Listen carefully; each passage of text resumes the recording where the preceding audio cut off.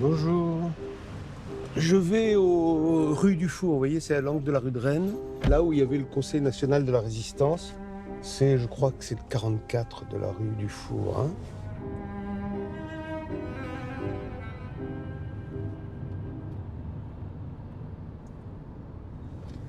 Ce qui a retenu mon attention et mon émotion, c'est-à-dire c'est tout ce qui tourne autour du procès de Jésus et de sa crucifixion, avec cette phrase qui me bouleverse littéralement.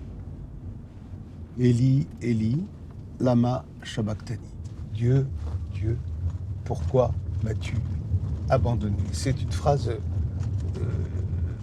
extraordinaire, c'est une des plus vieilles prières juives. Hein. Jésus meurt en juif sur sa croix et il demande à Dieu, pourquoi ça? Pourquoi? Et je crois, mon sentiment, c'est une métaphore de la condition humaine. Et pour les juifs, vous imaginez cette prière, on aurait pu la dire à Auschwitz, à Dachau, partout. Mon père a été déporté, je pense que c'est une phrase qui est répétée souvent. Puis moi, j'ai perdu mes parents quand j'avais 11 ans. Et je me disais, mais ouais, Eli, Eli, lama sabachthani. Ce sentiment d'abandon, comme ça, voilà. C'est pour ça que j'ai choisi cette phrase.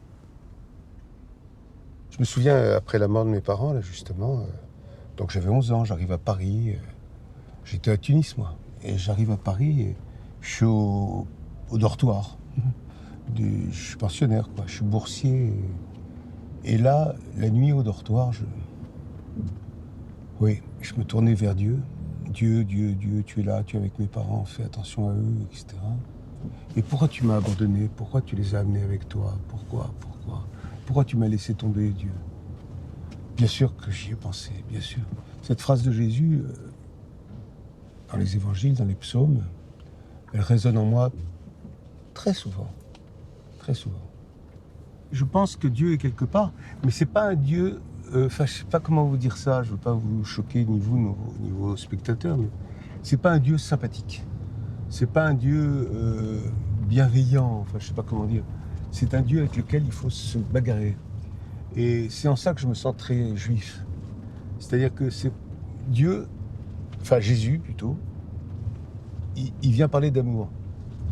Dans l'Ancien Testament, je crois, je suis pas un grand spécialiste, mais je crois que c'est pas l'amour qui est au centre. C'est le rapport conflictuel, d'une certaine façon, avec Dieu. Et c'est ça que j'aime tellement dans le judaïsme. Vraiment, sans arrêt, c'est une bagarre, c'est une métaphore. Je trouve, hein, un rabbin vous dirait ça mieux que moi je suis pas un rabbin. Mais c'est une métaphore de la condition humaine. C'est ça qui me touche infiniment. Mais je suis un type qu'on qualifie de croyant. Je pratique pas du tout. Je crois que j'ai dû aller à la synagogue une fois pour ma circoncision, mais je m'en souviens peu. J'avais une semaine ou je sais pas quoi. Et pour ma bar mitzvah, la communion. Mais à part ça, j'y vais pour des mariages, des trucs comme ça, mais je pratique pas.